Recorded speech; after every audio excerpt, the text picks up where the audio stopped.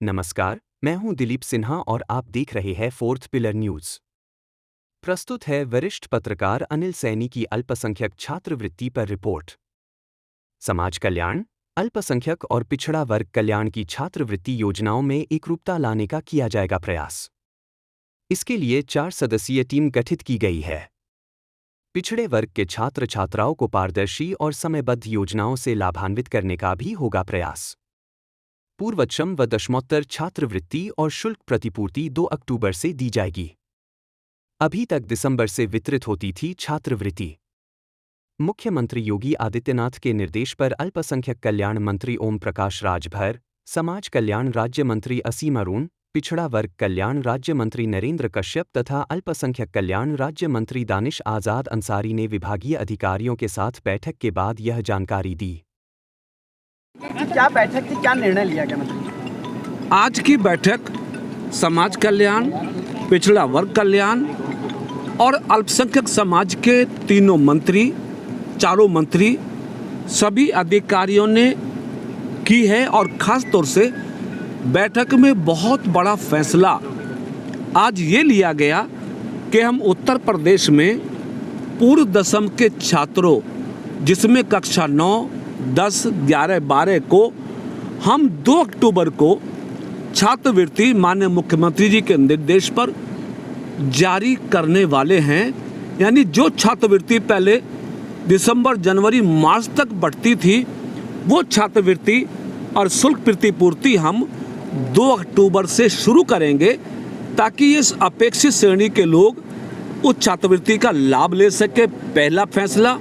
दूसरा फैसला, एक 4 सदस्यीय कमेटी भी गठित की गई है इस काम के लिए कि जो तीनों विभागों के अंदर कुछ ऐसी चीज़ें हैं जो सिमिलर नहीं है। आय की सीमा सिमिलर नहीं है, छात्रवृत्ति की धनराशि सिमिलर नहीं है, एनआईसी का सिस्टम परफेक्ट नहीं है।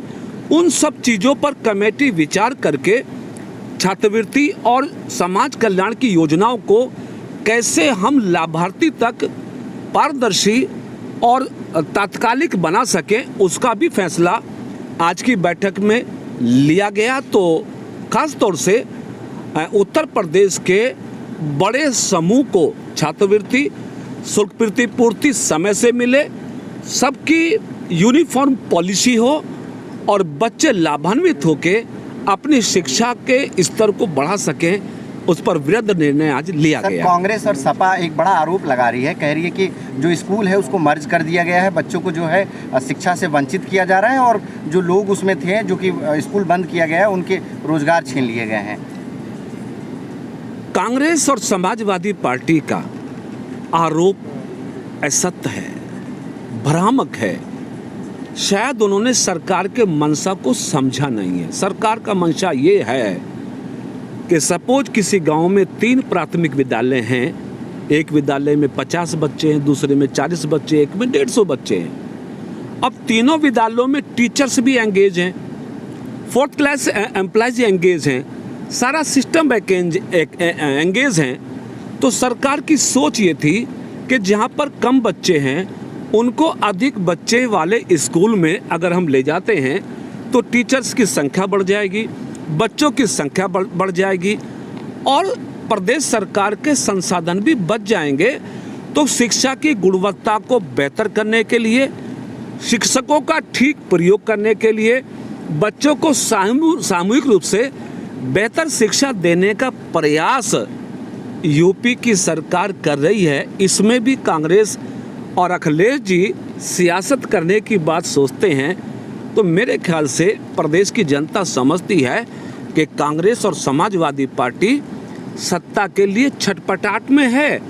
उनको, प्रदेश की जनता को मालूम है कि अखिलेश जी हों या कांग्रेस पार्टी हो या राहुल जी हों, इन्हों जब भी अवसर मिला देश और प्रदेश की सत्ता में आने का, पिछड़ों के लिए, दलितों के लिए कुछ नहीं किया।